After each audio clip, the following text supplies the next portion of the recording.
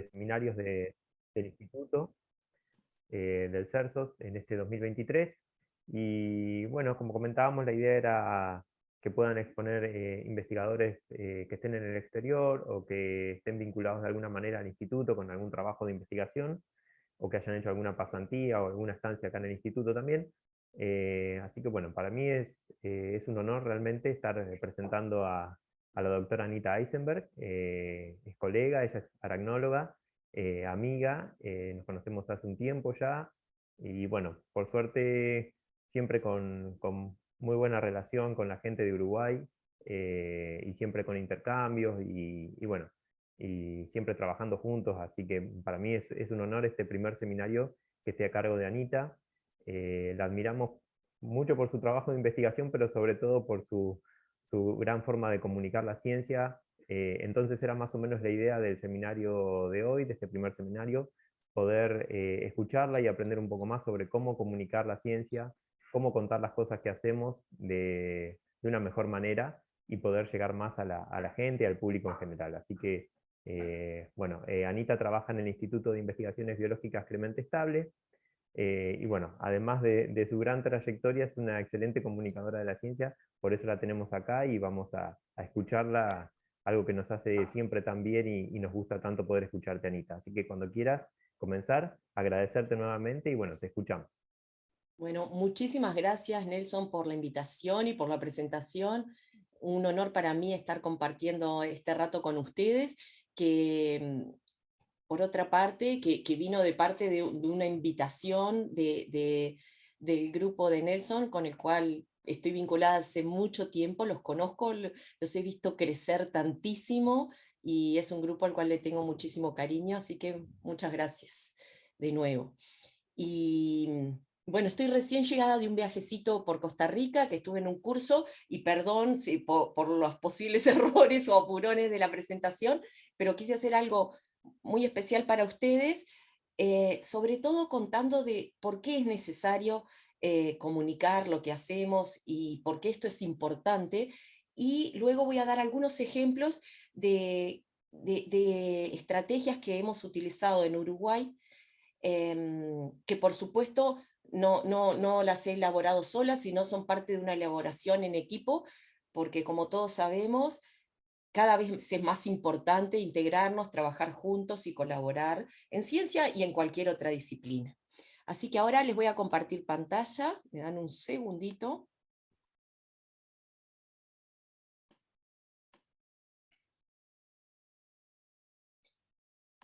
¿Ven bien? Sí, sí, ahí se ve bien, Sí, perfecto. no hay nada que moleste, ¿no? Bueno, está, si queda en el No, no. bordecito es. Bueno, y lo quise llamar esto Sembrando Ciencia Latina, ejemplos desde animales de muchas patas y sueños varios.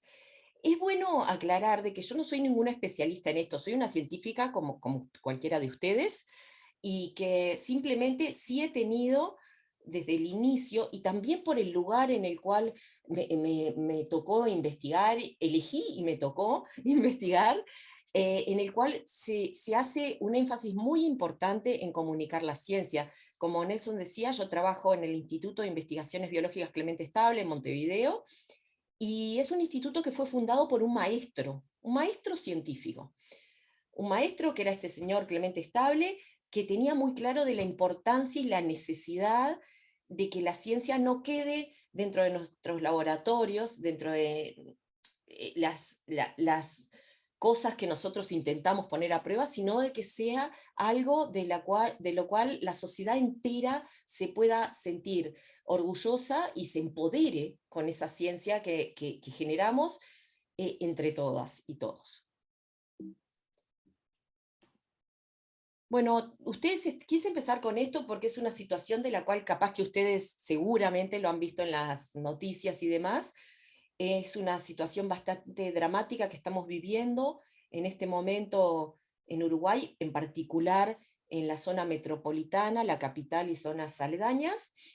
Como ustedes saben, todo el continente, y de hecho también que acabo de llegar de Costa Rica y también está sucediendo lo mismo, estamos sujetos a una situación de sequía desde hace ya muchos meses, que ha llevado a un caso extremo en el caso de nuestro país, que por vez histórica para nuestro país, y considero que es de los pocos países en Latinoamérica, nos transformaríamos, si no llueve, en los pocos países en los cuales en la propia capital quedamos sin la posibilidad de tener disponibilidad de agua potable.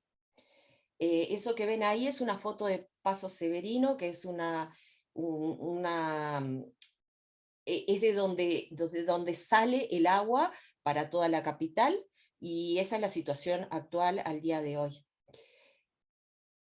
Y el agua, además de que todos, Uruguay siempre fue un país en el cual era un orgullo de país decir de que era un país que tenía muy buena agua, y como que parecía que era algo que iba a durar para siempre. Sin embargo, había alertas que nos estaban llevando a esta situación. Si bien todos entendemos que la sequía es una situación que no podemos manejar, sí podemos manejar estrategias para estar preparados para enfrentar situaciones como esta. El agua es tan importante en nuestra vida, pero sin embargo creemos que va a durar para siempre. El agua no solamente es una necesidad fisiológica que tenemos, sino tiene que ver con nuestra historia como individuos, nuestra historia como país. Quise poner ahí un texto de Juan José Morosoli, escritor uruguayo. Hay muchísimas, pero elegí esta, en el cual él dice: siempre había una corriente de agua en nuestras horas mejores, pero las cañadas eran las más queridas. Las cañadas son la niñez. Muchas veces de lo que parece que hay en exceso uno no lo valora a tiempo, y no lo cuida a tiempo. Y nosotras, como científicas y científicos, tenemos que poder colaborar en ese cuidar a tiempo. Y esto, en este caso, en Uruguay estamos con esta dificultad muy grave con el agua, pero son muchísimas las problemáticas ambientales a las cuales estamos sujetos. Esa imagen que puede parecer, qué lindo es la ciudad de Montevideo, qué hermosa costa, qué hermosa rambla, sí, de hecho esto es así. Esta es la playa Carrasco en Montevideo, pero si nos fijamos, la rambla hacia la derecha cortó totalmente las dunas. Esto tiene muchos problemas, no solamente para las especies de fauna y flora que habitan ahí, sino porque impiden el movimiento natural de esas dunas, que tienen un movimiento y que precisan tenerlo. Y esto tiene un montón de consecuencias enormes, que al día de hoy, si bien como científicas y científicos las estamos estudiando, aún la población no es totalmente consciente de la gravedad de estas cosas. Otro de los problemas a los cuales estamos sujetos, por supuesto, es la pérdida de la biodiversidad, que nosotros estudiamos desde nuestro lugar, en nuestro caso desde los arácnidos, ¿sí? Uruguay es un país en el cual se han realizado muchísimos estudios sobre especies de vertebrados y de invertebrados que estarían sujetos a un daño tan grande que hay poblaciones que ya han desaparecido y otras que podrían llegar a desaparecer en un futuro muy, muy cercano. No solamente eso, ahora les voy a mostrar un video. También como sociedad, y la ciencia no está ajena a eso, estamos sujetos también a sufrir el efecto de sesgos varios. Ahora les voy a compartir un video que espero que se escuche bien, que realizamos para el 11 de febrero, justamente para tratar de dar a conocer a la sociedad en general sobre estas temáticas.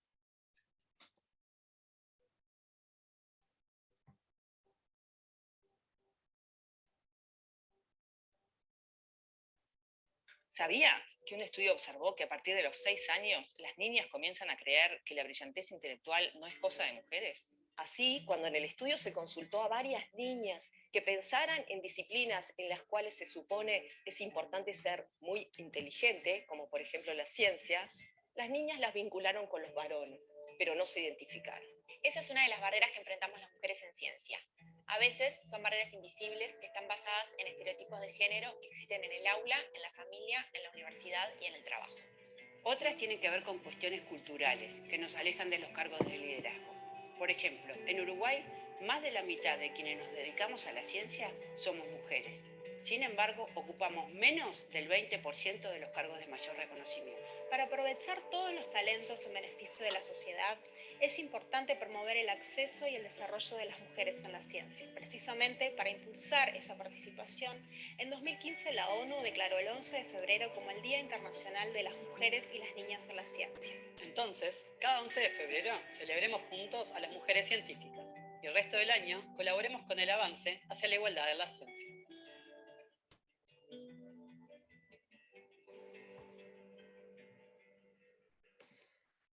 Como bien decía ahí el audiovisual, estos sesgos existen en la sociedad entera y la ciencia, como parte de esa sociedad entera, no está ajena a esto. Entonces, ¿por qué es importante hacer que la ciencia, nuestras investigaciones, lleguen a todos, que se democratice la ciencia y los resultados que nosotros generamos? Porque hacer ciencia también tiene que ver con educar, con comprometer al resto de la sociedad, con generar empatía hacia todas estas temáticas y tantas otras que están sucediendo en nuestro entorno y dentro de nosotros mismos también. Porque estar informado, tiene que ver con después hacer una toma de decisiones responsable como ciudadanos. Y también, y no menor, porque la ciencia es un derecho que todas y todos tenemos, y es y debería ser considerada parte de nuestro patrimonio cultural, porque la ciencia también es cultura y es algo que nos representa como ciudadanos, como país. Ahora, ¿cómo hacemos? Porque nosotros en realidad, yo no sé cómo, después ya me contarán en la sección más de preguntas y demás, cómo es en Argentina, pero lo que ocurre en Uruguay es que en realidad en nuestra carrera, en mi caso, yo estudié en Facultad de Ciencias, Universidad de la República en Uruguay, que es la universidad pública. Hice mi maestría y mi doctorado en Uruguay también. Ahora, ¿cómo contamos sobre nuestra ciencia? ¿Cómo hacemos para contarlo y que llegue bien?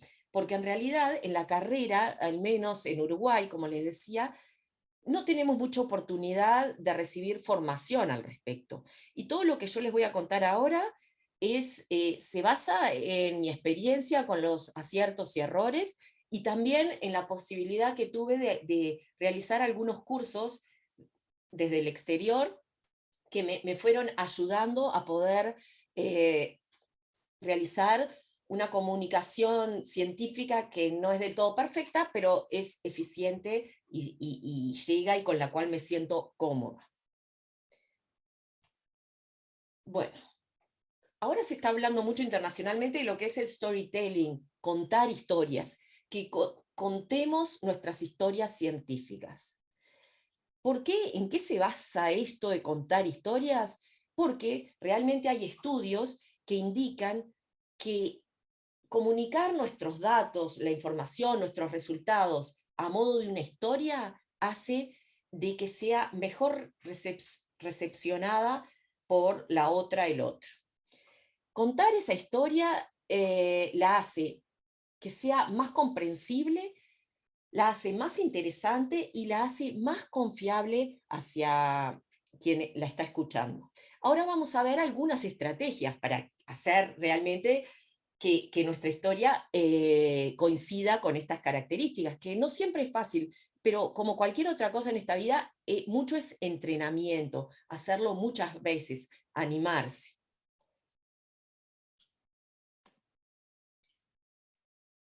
Hacer de que ese encuentro cuando nos invitan a determinado lugar, ya sea con una audiencia infantil, juvenil, una audiencia científica, hacer que haya realmente un vínculo y un encuentro entre quien está contando esa historia, la audiencia que la está recibiendo y la historia en sí. Hacer de que todo sea un único encuentro y hacer que se sienta quien nos está escuchando vinculado con nuestra historia. Esta es una foto que saqué hace pocos días en Costa Rica, estaba en un curso de la Organización de Estudios Tropicales con estudiantes de diversas partes del mundo. Es lo que yo les digo, después se hace... Perdón, sentí ahí un sonido. Bueno, esto es en el medio de la Estación Biológica La Selva, que es un lugar espectacular, donde se dictan cursos regularmente para estudiantes de todo el mundo. En este caso era Ecología Tropical. Y yo puedo decir de que en ese momento estaba en un lugar que era como un tapiz de helechos, como pueden ver en la foto. Yo puedo decirles que era un lugar que parecía como arrancado de un sueño. Les puedo decir de que en ese momento estaba mirando a un grupo de monos aulladores. Había 2 machos que estaban compitiendo en los árboles, peleando en los árboles arriba mío, y como yo estaba con el celular y no lo podía filmar, no le podía sacar fotos porque estaban a una altura muy grande, dije, voy a sacar la foto de yo mirando esa maravilla. En ese mismo lugar, un día antes habían avistado un puma, para que tengan idea. Y yo lo que quiero cuando cuente mi historia, voy a querer que ustedes sientan lo mismo que yo sentí estando en ese lugar. Ese verde que te impacta no solamente visualmente, te impacta todos los sentidos. Es un verde que es casi de otro mundo. Ese olor a tierra mojada que se sentía ahí. Esa lluvia que yo sentí después, que ahí valoré lo que es la lluvia, que es realmente algo único, que uno lo tiende a pensar como que siempre va a estar, pero no va a estar siempre si no lo cuidamos tampoco. Entonces, la idea es eso, es que cuando uno cuenta esa historia, que ustedes sientan algo similar a lo que uno sintió y cómo se vinculó cuando la estaba viviendo. Las cosas, como les decía, que les voy a estar comentando hoy, a modo de resumen, porque en realidad hay cursos que llevan muchos días en los cuales uno se ha entrenado concretamente para realizar storytelling, esto de contar historias científicas. Yo tuve la suerte de poder hacer ese curso que ven allá arriba, que se llama Science Telling Bootcamp, que fue ofrecido por National Geographic, era de manera virtual, uno tenía que hacer trabajos online y eran evaluados los trabajos, hacíamos videos, escribíamos, etc. Dando una serie de tips en relación a esto. Y también otro curso que se llama Storytelling, que fue dictado por Springer, que fue hecho para editores de revistas científicas, y también con un montón de claves que pueden hacer que nuestra comunicación científica sea más eficiente. También fui entrenada por parte del equipo de TED. Fui invitada hace unos años a dar una charla TED en San Isidro, en Argentina, y uno a veces ve esas charlas que muchas son realmente muy buenas y piensa, qué facilidad que tiene la oradora o el orador, y en realidad hay un fuerte entrenamiento de muchos meses previo al momento de dictar esa charla, con respecto a cómo decir las cosas, de qué manera hacerla muy atractiva. ¿Bien? Bueno, por un lado, algo que tenemos que pensar siempre es a quién le vamos a comunicar lo que le queremos comunicar. ¿Quiénes son? ¿Es público infantil, juvenil, adultos? ¿Es público científico? ¿Es público de la universidad? ¿Son colegas? ¿Son escolares? ¿Son docentes? ¿Es público en general que incluye un poco de todas esas categorías? Y saber por las cosas, los ejercicios que también uno puede llegar a plantear en las charlas, saber el número que son y sobre todo tener idea de qué puede esperar ese público de nuestra charla. ¿Sí? Por eso es importante generar charlas para el público, no tener una charla a la cual uno va y da siempre lo mismo de acuerdo al lugar que le toque, sino generarla para el público a quien está dirigido. ¿Sí? Lo que sugieren, sobre todo en ese Science Telling Bootcamp de National Geographic, es que lo ideal es empezar con la idea principal, en este caso, si uno está oralmente presentando sus investigaciones, arrancar con la idea más importante de nuestro trabajo. Y no necesariamente con un texto, puede ser una fotografía que transmita esa idea o lo que es más importante respecto a nuestra historia, a nuestro trabajo y cómo llegamos a eso. El acompañamiento por medio de un video, una figura, al día de hoy es muy, muy importante. Y una imagen puede decir muchísimo, ¿sí? Y también lo que se sugiere es terminar con algo que invite a actuar, que invite a comprometerse con lo que nosotros estamos proponiendo por medio de nuestra presentación, de nuestro estudio. Otras cosas que es importante, uno a veces piensa que simplificar es quitarle valor al trabajo científico. No, no, definitivamente no. Si uno sabe lo que hizo, por qué lo hizo y por qué es importante, tiene que poder decirlo en pocas palabras y de un modo sencillo. Si no, es que ya no lo tenemos tan claro, ¿sí? Simplificar no es quitarle valor, sino hacerlo masivo, poder compartirlo con quienes nos están escuchando. Otra cosa que se sugiere también es el uso de todo lo que facilite y haga que la llegada de lo que queremos transmitir sea más sencilla. Usar analogías, usar metáforas, usar palabras. Las palabras tienen valor, por lo menos yo lo veo de esta manera, que cada palabra tiene un valor. No es lo mismo una palabra que otra palabra. Hay palabras que nos llevan a sentir, hay palabras que nos llegan al corazón, hay palabras que nos emocionan, hay palabras que realmente suenan a lo que quieren transmitir. Por ejemplo, yo cada vez que voy a investigar a Costa Rica, algo que me llevo muy adentro mío es el olor ese a tierra mojada. Es un olor que no lo he sentido de esa manera en ningún otro lugar del mundo.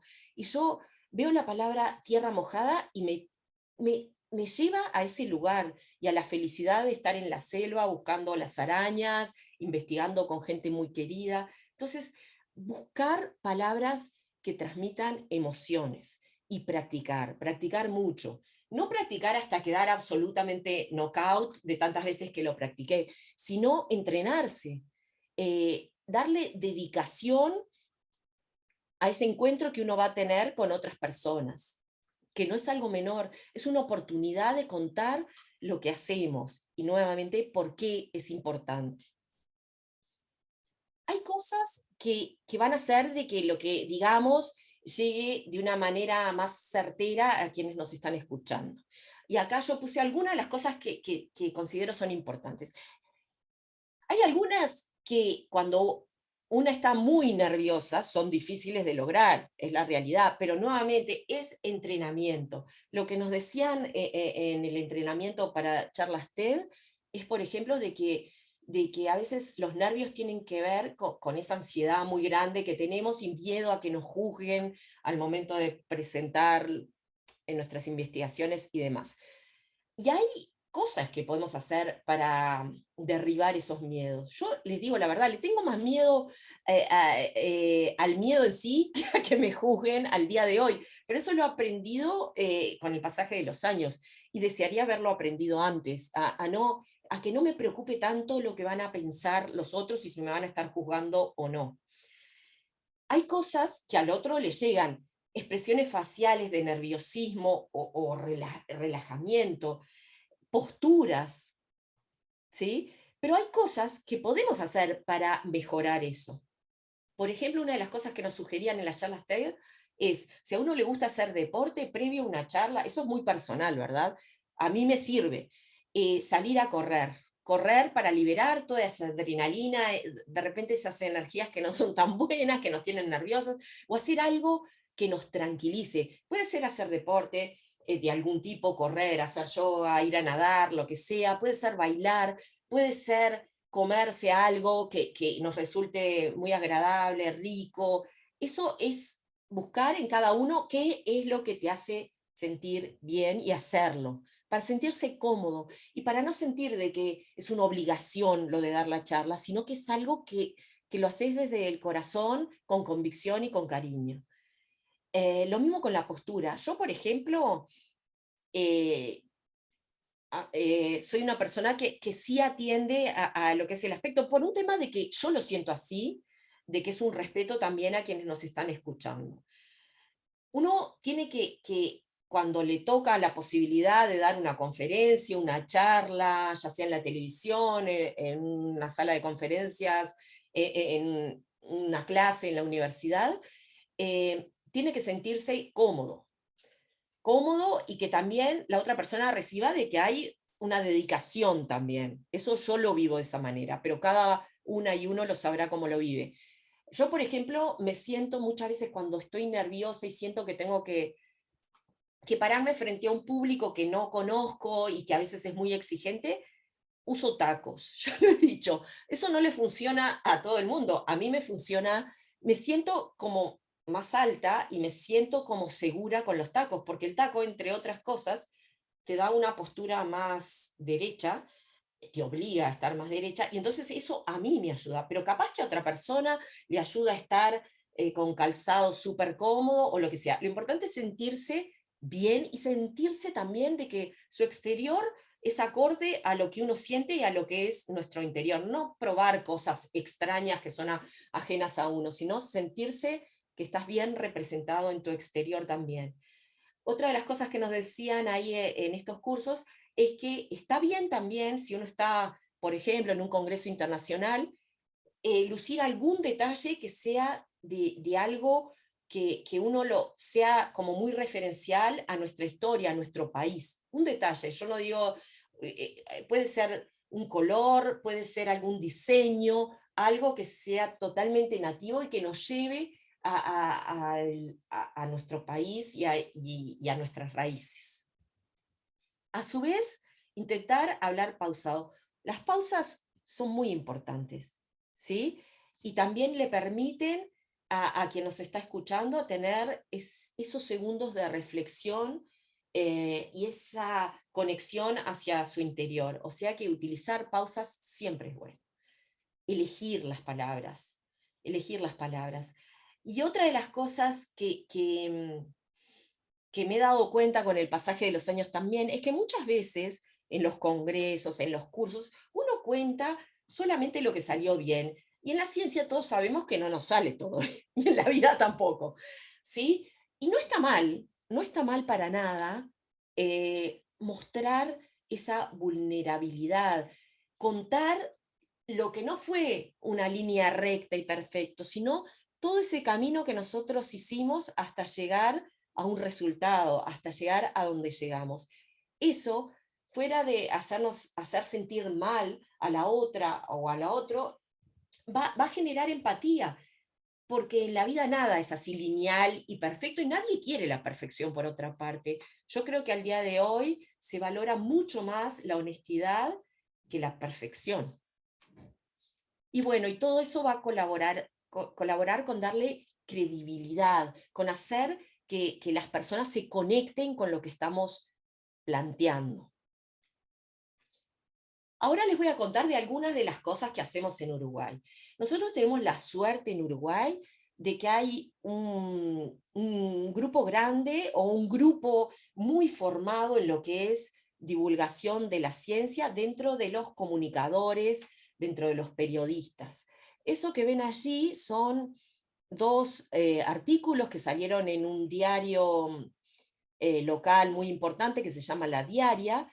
Esos artículos están basados en trabajos y en entrevistas a dos estudiantes de posgrado, bueno, un estudiante de grado, como es Diego Cabaza, que es el que ven allí en la foto. En el caso de al lado es Estefanía Stanley, estudiante de doctorado, que trabajan con arácnidos, que puede parecer un grupo que en realidad no es súper carismático y atractivo, para mí sí lo es, pero para el público en general de repente no, y sí hemos logrado hacer un trabajo muy efectivo en conjunto con estos periodistas científicos que aportan muchísimo a nuestro trabajo, porque hacen de que llegue a toda la sociedad, ¿sí? Este tipo de trabajos abundan, o sea, estos son columnas de ciencia que hay en este periódico, en algunos programas radiales, en programas de televisión, y está bueno animarse y acercarse de a poquito a eso. Y está bueno también de que existan periodistas, comunicadores que se interesen por estas temáticas. Les voy a contar de algunos casos recientes. Uno lo denominé el viaje que cambió la ciencia. Desde el año pasado, con un grupo justamente de científicas, científicos, comunicadores, educadores, estamos trabajando en torno al tema del pasaje de Charles Darwin por nuestras tierras. ¿Sí? Estamos el año pasado y este año, porque Darwin vino 2 veces a lo que es nuestro país, se cumplieron 190 años del pasaje de Darwin por aquí, y entonces con un grupo que en realidad empezó siendo un grupo de amigos, luego se transformó en algo mucho más grande, en un proyecto de hecho ministerial, realizamos un abordaje desde diversas disciplinas, con diferentes estrategias, con diferentes herramientas, para acercar la importancia de esta temática para la ciencia y para la sociedad entera. Y ahora les voy a ir contando algunas de las cosas que hicimos con este equipo. Bueno, esto empezó hace un tiempo, fue un libro que hicimos con justamente algunas de estas personas, porque todos sabemos lo importante que fue para Darwin el pasaje por las Galápagos, para lo que fue elaborar su teoría de selección, de selección natural, pero pocos saben que el pasaje por Argentina, por Uruguay, por Chile, fue muy inspirador, y él empezó ya aquí, en esta zona, a ver cosas que realmente empezaron a hacer clic en su cabeza, y fueron fundamentales en luego ese deseo de juntar evidencia para elaborar esa teoría de la evolución. Y este es un libro que en realidad es para público infantil, juvenil, pero para todo público, en unas ilustraciones hermosísimas que hicimos aquí en Uruguay, que por suerte se agotó prácticamente enseguida, que recibió un premio, el Premio Nacional de Letras en la categoría Difusión de la Ciencia, y que habló de que en realidad uno a veces subestima el interés de la población en determinadas temáticas, porque si uno dijera a priori, no íbamos a pensar de que este libro se iba a agotar enseguida y iba a tener tantísimo interés como realmente lo tuvo. Entonces está bueno no subestimar lo que a otros les puede llegar a interesar. Este libro, la presentación, estuvo acoplada con dejar libros en escuelas, en todos los departamentos del país, y brindar charlas justamente sobre esta temática. Por otro lado, y esto el año pasado, y como les hablaba, algo que fue algo pequeñito, que se transformó en algo mucho más grande, trabajamos en este proyecto que es Darwin estuvo aquí, 190 años de su viaje en Uruguay, que implicó un montón de cosas, desde una muestra itinerante, con objetos relacionados con el pasaje de Darwin por aquí, que mostraba, por ejemplo, una réplica del cráneo de Toxodonte, que fue tan importante para él. Bueno, diversos objetos, diversas lecturas, diversos materiales relacionados con este pasaje, que les voy a ir contando cuáles son. Lo que ven allí es jornadas que hicimos, en este caso fue una jornada en el Museo de Historia Natural, con una escuela del interior del Uruguay, de La Valleja, de Cerro Partido, la localidad Cerro Partido, que estuvieron todo el día con nosotros trabajando en torno al tema Darwin. Ahí ven a las chicas que le están explicando cómo se extrae ADN, haciendo unos experimentos con frutillas. Ahí ven también a Mariana, otra investigadora del departamento, y a Macarena, que por medio del juego les están mostrando, tenían que hacer un juego de formar parejas entre animales, para también trabajar el tema de la selección sexual, y por qué hembras y machos muchas veces se ven diferentes uno de otro. También hicimos allí una galería al cielo abierto, inspirada en el libro, con los mismos compañeros del libro, que una galería en el espacio exterior a este museo, también con fotografías y leyendas, contando también esta historia de Darwin y por qué es tan importante para la ciencia. Allí ven nuevamente, son imágenes de la fotogalería a la derecha, las fotografías son de Marcelo Casacuerta, con quien trabajamos activamente en todas estas temáticas relacionadas con divulgación de la ciencia. Y ese que ven en la imagen es el famoso sapito de Darwin, lamentablemente al día de hoy, con poblaciones extremadamente disminuidas en nuestro país. Por otro lado, tuve la posibilidad muy linda de con otra colega de Facultad de Ciencias, Bettina Tassino, coordinar un ciclo sobre Charles Darwin en Uruguay en una radio y en un programa que es el más escuchado actualmente en nuestro país, que es No Toquen Nada. Y tuvimos esta columna cada 15 días, con invitados varios, en la cual íbamos hablando de esas temáticas que pueden ver ahí: Darwin y el origen de los humanos, selección sexual, hallazgos y errores de Darwin en Uruguay, las ideas, cómo era el Uruguay al que llegó Darwin, y el viaje de Darwin a bordo del Beagle. Sí, y esto llegó a mucha gente de todas las edades, y de hecho me consta que este material se está utilizando actualmente en algunas universidades de nuestro país. Y por último, con el equipo Marcelo Casacuberta y Guillermo Kloetzer, que también forma parte de este proyecto Darwin, hicieron un documental que es una ficción que rememora el pasaje de Darwin por nuestras tierras.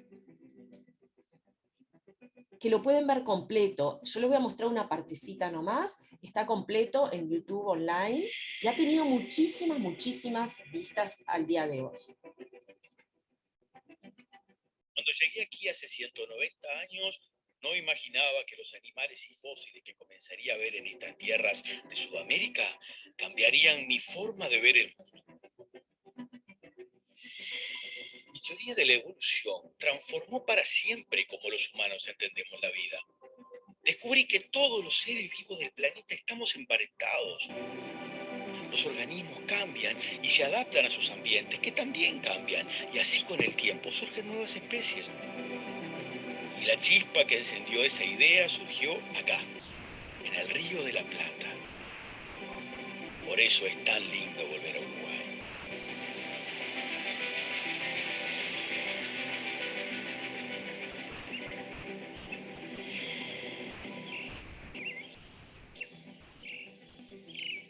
Les voy a compartir un pedacito, pero tiene varias partes que se puede hasta trabajar en módulos en las clases.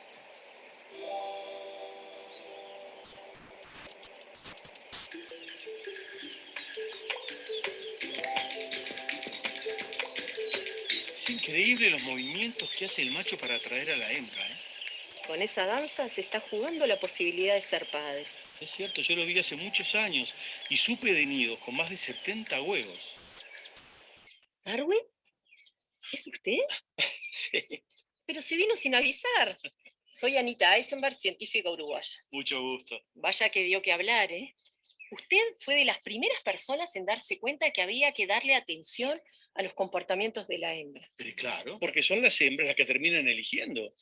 Y muchas veces compiten por acceder a los machos. Usted sabe que yo creo que lo que pasó fue que, como en mi época la mayoría de los científicos éramos hombres, solamente nos fijábamos en lo que hacían los machos. Las hembras son decisivas. Mire acá. La hembra está ahí esperando. Una vez que el macho principal se ponga a empollar, se va a ir a buscar pareja, a buscar a otro macho para que cuide sus próximas puestas. Claro, ella tiene la obligación de buscar entre lo que hay lo mejor para el futuro de sus crías. No solamente tiene, sino que quiere elegir. La hembra tiene el control. Quizás ahora que hay muchas más mujeres científicas, puedan empezar a ver estos temas desde otra perspectiva. Sí, al día de hoy sabemos que en varias especies son las hembras las que salen a buscar pareja, buscan al macho e inician el cortejo. Qué increíble que es la ciencia, ¿eh? Cada nueva investigación termina generando nuevos descubrimientos que nos llevan por caminos que quién sabe hasta dónde van. Bueno, la dejo que siga investigando, yo debo seguir mi camino. No, no se vaya. ¿Vamos a buscar unas arañitas? Ay, me encantaría, pero usted sabe que tengo un gaucho amigo que me dijo que en un cerro aquí cerca hay unos fósiles. Quizás sea el inicio de una nueva investigación. Bueno, vaya con cuidado y vuelva siempre, ¿eh? Mucha suerte. También a usted.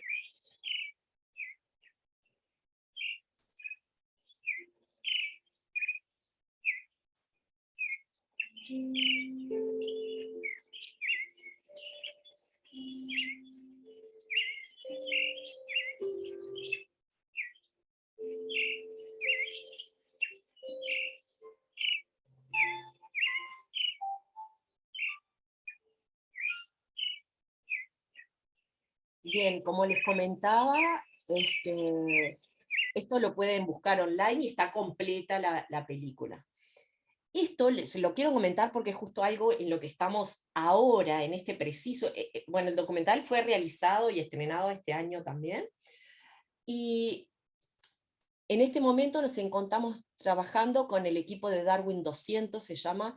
Es un equipo de investigadores y realizadores audiovisuales de Reino Unido, que capaz que ustedes escucharon ya, porque ya lo hicieron una vez, hace unos años, de recorrer en un barco que es una réplica, pero actualizada, de lo que es el Beagle, y recorrer los puertos en los cuales estuvo Darwin en aquel entonces.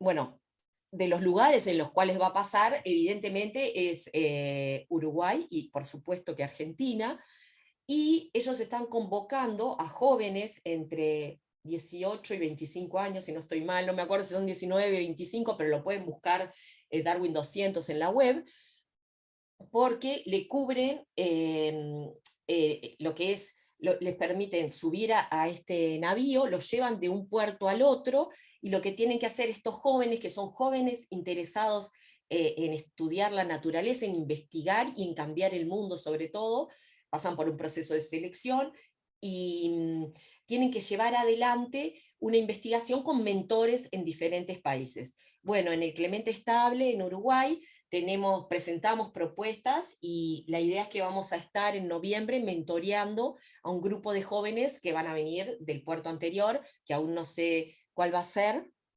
Justamente en la semana próxima, no la otra, nos vamos a juntar con el responsable de este proyecto, va a estar viniendo a Uruguay, y es una posibilidad increíble para los jóvenes de poder postular a esto. De hecho, hay varias personas de nuestros laboratorios que postularon y ojalá tengan la oportunidad de viajar en este barco, en poder realizar un proyecto científico mentoreado por científicos de los países receptores, y sobre todo interactuar con jóvenes apasionados por la naturaleza de diversas partes del mundo. Me parece que es absolutamente soñado, y esto está teniendo lugar ahora en este preciso instante. Ahora les voy a contar de otro proyecto, un proyecto que hemos dado en llamar Belleza Inesperada, porque tiene que ver con buscar esa belleza en los lugares en los cuales normalmente no esperamos encontrarla.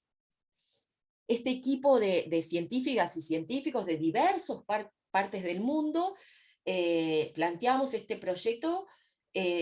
Todas esas caritas que ven ahí son de gente que somos apasionados por los bichos pequeños, esos bichos que muchas veces son rechazados, se les tiene miedo, no solamente arañas, sino escorpiones, opiliones, milpies, caracoles, los que podríamos llamar como bichos feos, que en realidad son bichos hermosos si le damos esa oportunidad. Entonces, este proyecto intenta acercar a escuelas rurales de nuestro país, escuelas que están alejadas, que tienen poca disponibilidad de visitas, acercar la importancia de este mundo y mostrarles que también somos muchas las mujeres científicas exploradoras de la naturaleza, que hacemos esas cosas que uno veía en los documentales, y sí, eso existe en nuestro país, existe en Sudamérica, existe en Latinoamérica, y es bueno mostrarlo también como un puntapié inspirador para esas niñas y niños, de que se animen a buscar sus vocaciones. Les voy a mostrar el tráiler de este proyecto.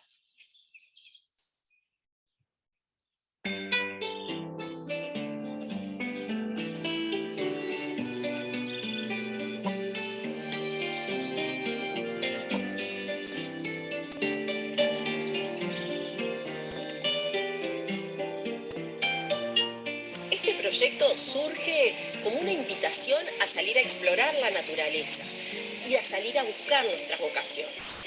Está especialmente dirigido a niñas y niños de escuelas rurales de Uruguay, de nuestro país.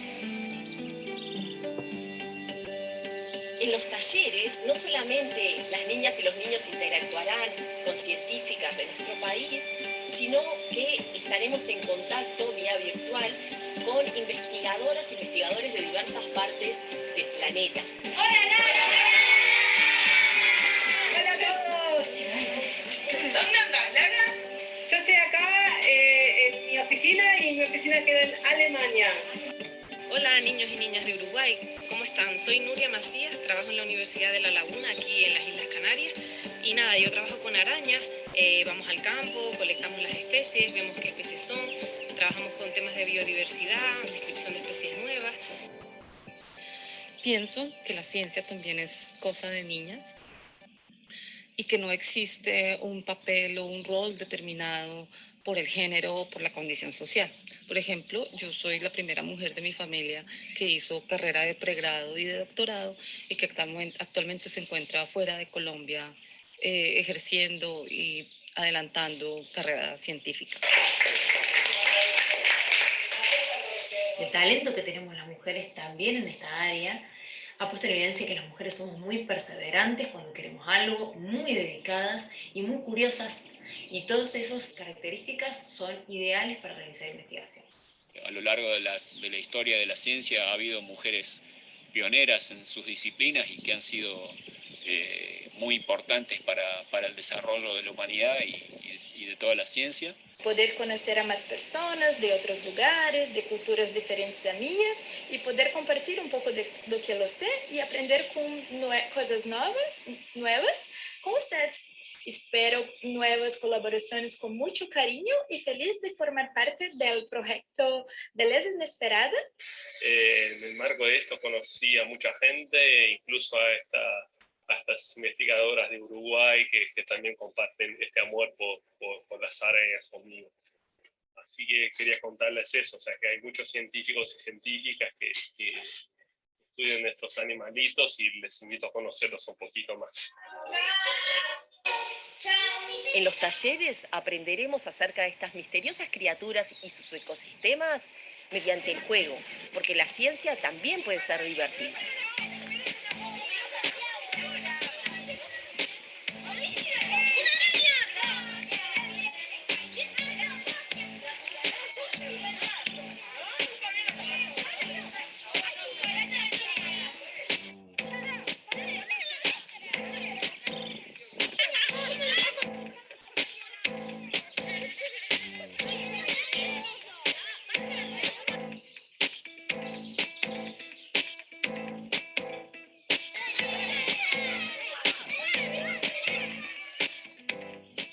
Estamos muy como sumergidos en eso, en la investigación, en explorar, que ellos quieren saber eso. Entonces nosotros salimos al patio, jugamos, encuentran algo, ay maestra, ¿por qué esto? ¿Por qué? Y enseguida, ceibalita, computadora, y bueno, y ahí investigan, sí, siempre se está investigando, siempre. Primero me fijo cómo son más los detalles, me fijo si son parecidos a algunos otros bichitos que yo conozca y ahí busco. Si me parece que son eso, ahí está. Cuando vemos algún insecto afuera de la escuela, agarramos y lo investigamos. ¿Qué come y cómo se reproduce? Esos grupos de animalitos más pequeños, que a veces son nocturnos, que habitan en lugares más oscuros, que son más desconocidos, como arañas, escorpiones y otros invertebrados, que nos enseñan, entre otras cosas, a aceptar la diversidad y a reconocer que la belleza está muchas veces en lugares inesperados.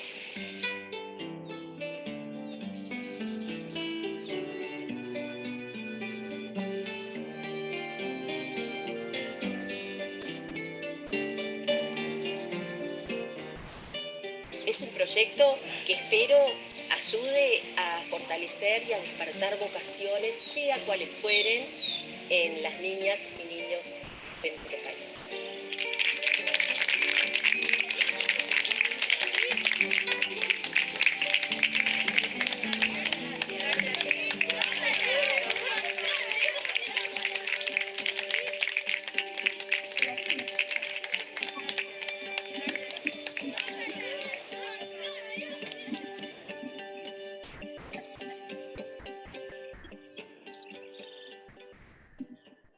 Este fue un proyecto que surgió justamente durante la pandemia y es el fiel reflejo de todas las cosas lindas que pueden surgir aún en un momento de gran incertidumbre, de un momento muy complicado para todo el mundo.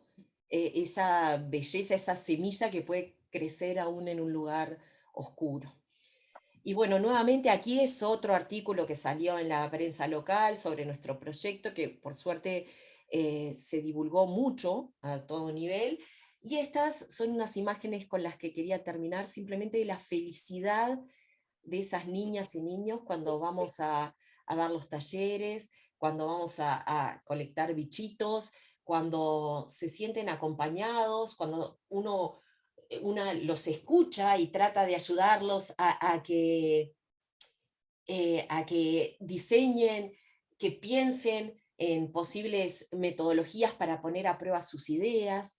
Cuando uno invierte en ese amor, el amor vuelve de una manera pero totalmente enorme e increíble y da mucha esperanza.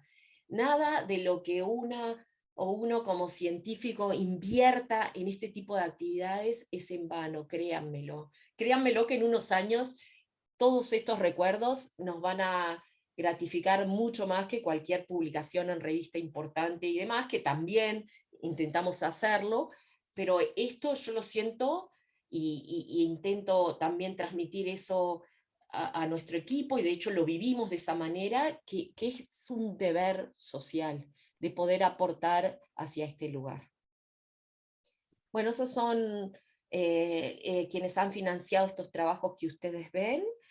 Y nuevamente con esto muchas veces uno puede pensar, es difícil conseguir financiación. No es tan difícil. Hay muchas organizaciones que apoyan este tipo de proyectos y hay que animarse. En esto hay que ser también atrevidas y atrevidos y animarse a hacerlo, intentarlo y llega.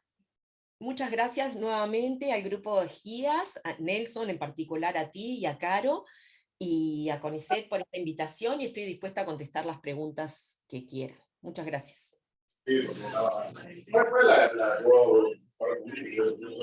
Bueno, muchas gracias, Anita. La verdad que muy lindo siempre escucharte.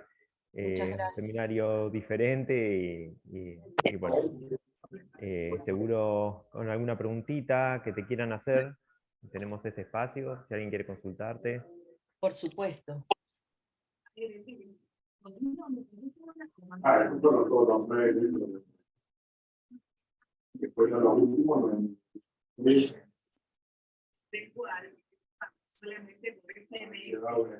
Se escucha un sonido, pero no sé si es que están hablando. La pregunta es para mí, Nelson.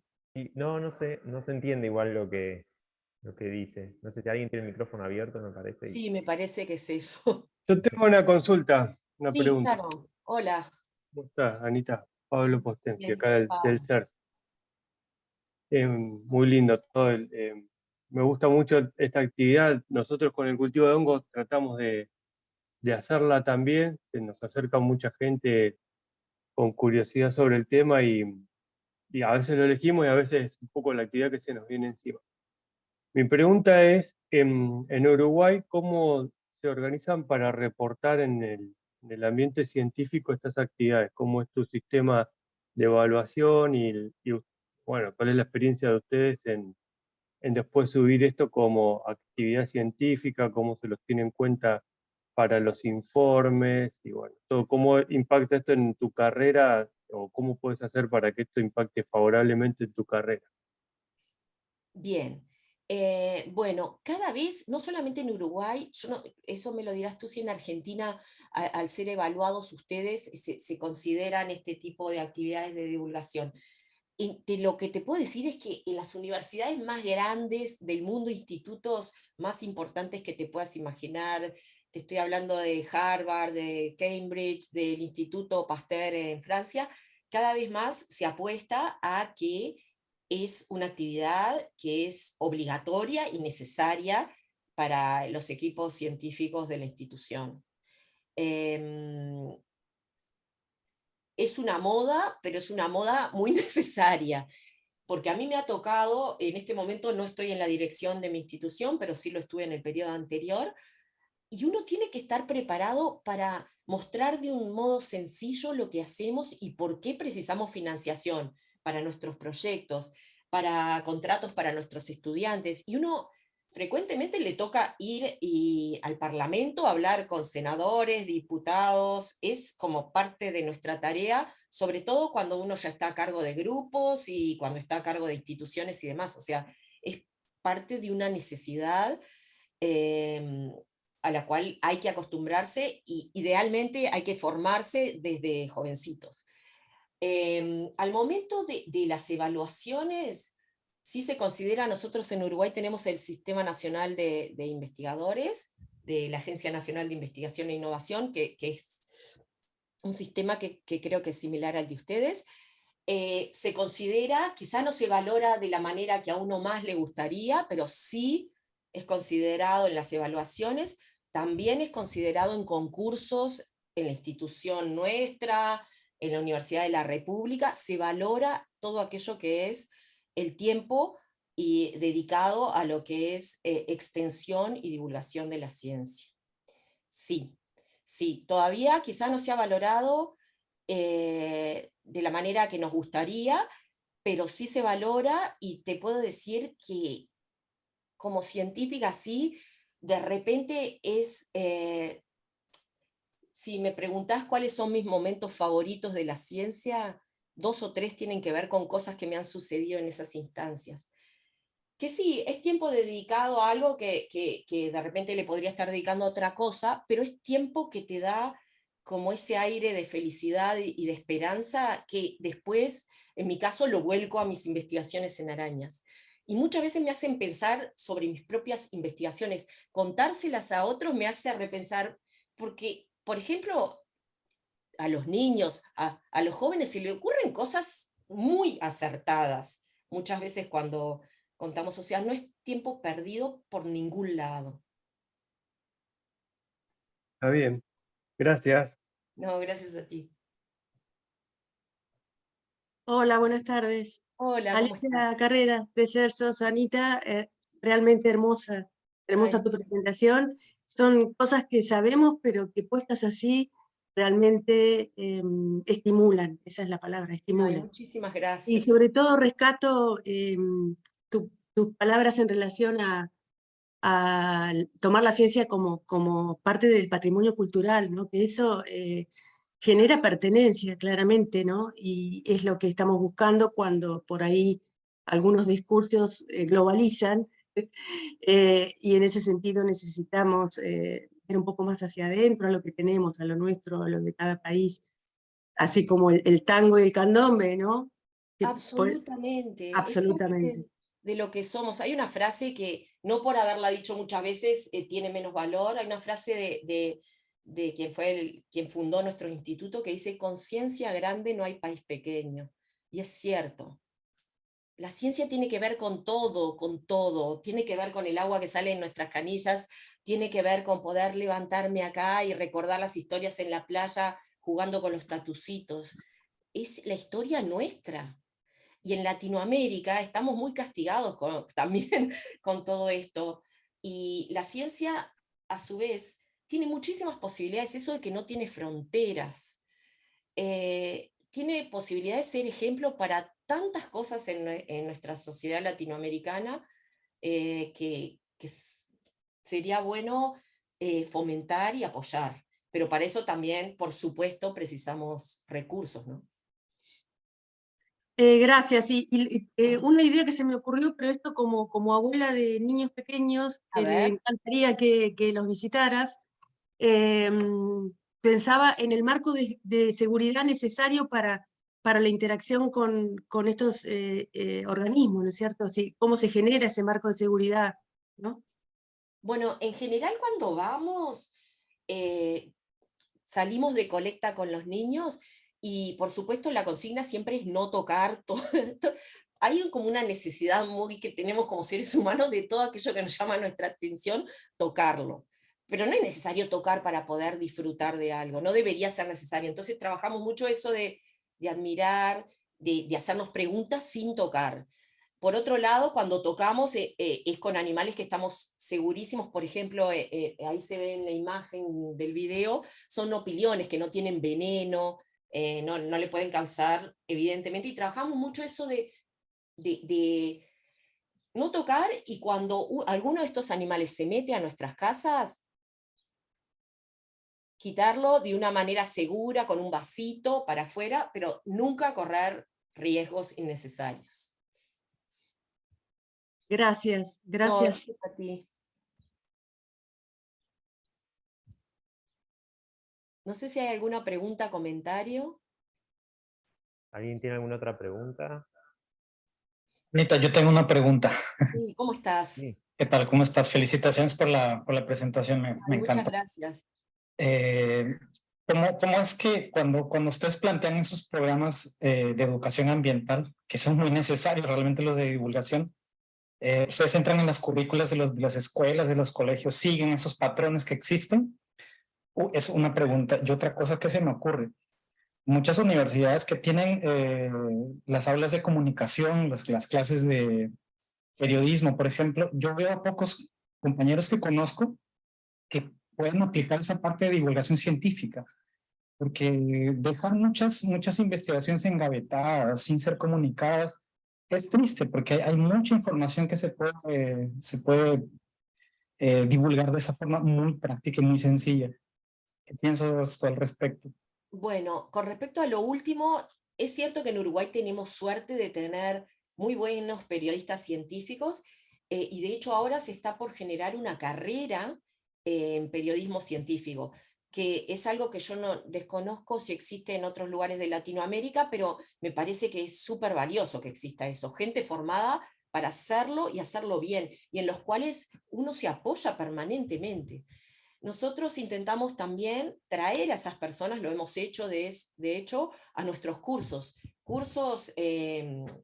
universitarios de posgrado. Invitamos a estos periodistas científicos a que se acerquen, que cuenten cómo hacen ellos para procesar la información, qué precisan ellos, les dan a su vez herramientas, sugerencias a los estudiantes, y me parece que eso también es como muy, muy importante para poder fortalecer todo esto, ni que hablar. Tu otra pregunta era... Era sobre la forma en cómo planteas, construyen los proyectos para estar en concordancia con los currículas de las escuelas o colegios.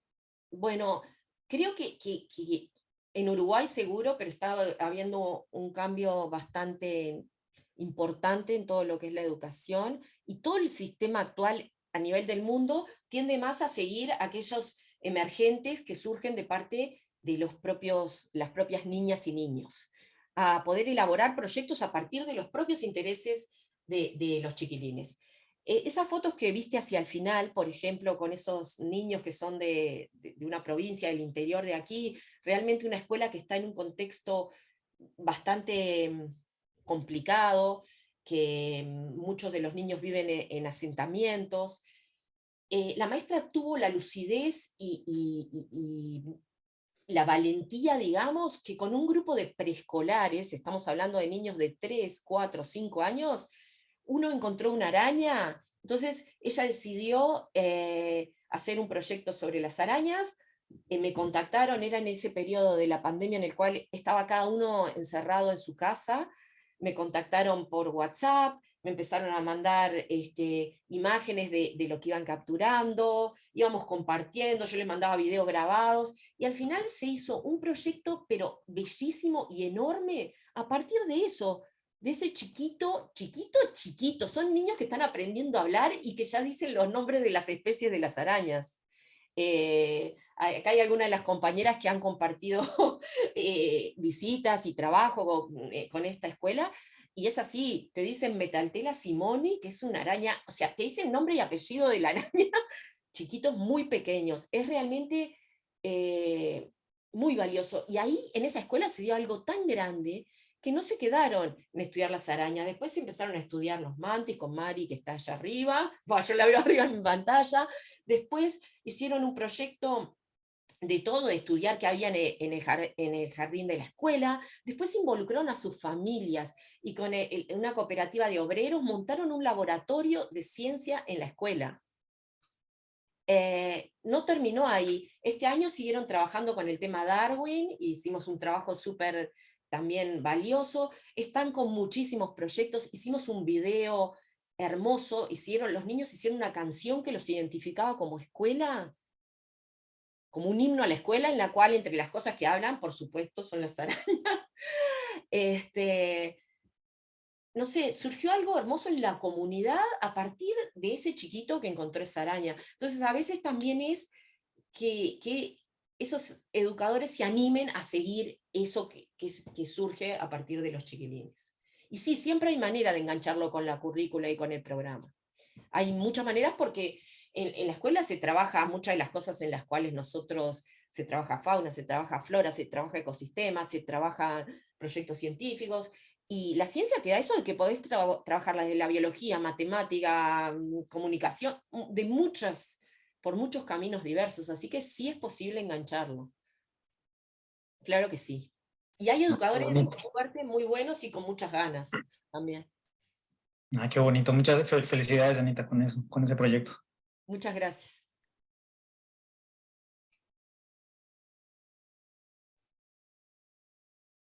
Bueno, no sé si hay otra pregunta. Nelson, yo te iba a preguntar acerca del periodismo, porque este año tenemos pensado hacer algún proyectito de extensión para llegar a los comunicadores, pero bueno, el hecho de que haya periodistas científicos cambia bastante el panorama, ¿no? Acá las noticias la verdad que son bueno, bastante malas en relación a cuando empiezan a aparecer las arañas, con el periodo reproductivo y demás. Todos los años pasa lo mismo, hemos dado charlas, pero bueno, la situación no cambia. Entonces este año pensamos en eso, en tratar de informar a los comunicadores para ver si de alguna manera de a poquito se puede ir cambiando esa apreciación y la manera de presentar la información, como decís. Totalmente. Aquí en Uruguay llegamos a un momento que ellos la verdad que cuentan las historias inspirados en nuestros trabajos científicos de una manera tan linda, lo hacen evidentemente mucho mejor que nosotros, porque están entrenados para eso, lo hacen realmente de la mejor manera. Y no solamente hay esa ida y vuelta con nosotros los científicos, sino de que ya prácticamente uno ni tiene que aportar en nada, porque lo hacen de una manera hermosa y muy acertada y muy responsable también, porque nada de esos errores o de inventar o de querer agrandar o exagerar cosas, muy certeros.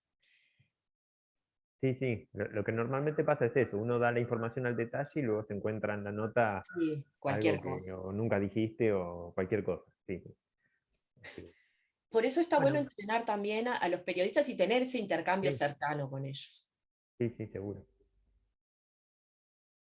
Bueno, Anita, agradecerte de nuevo. Ay, no, muchas un gracias placer a poder ustedes. escucharte. La verdad que sí, muy inspiradora y muy lindo todo lo que presentás siempre. Bueno, a disposición, y les recuerdo que están online el audiovisual de Darwin, Belleza Inesperada, el documental completo, y bueno, y otras cositas que andan por ahí, en la página web del IPSE, en el YouTube del IPSE los pueden encontrar todo. Buenísimo. Muchas gracias. No, gracias a ustedes. Bueno, gracias a los que se conectaron y bueno, saludos allá a la gente de Uruguay, a las chicas que están ahí conectadas, así que un saludo grande y nos veremos prontito seguro. Gracias. Y gracias Nelson y el comité por organizar una charla realmente hermosa, muy linda. Muchas gracias y a disposición siempre para cualquier cosa. Gracias. Bueno, nos vemos. Hasta pronto. Nos vemos, hasta Adiós. pronto. Chao. Chao. Chao, gracias. Chao.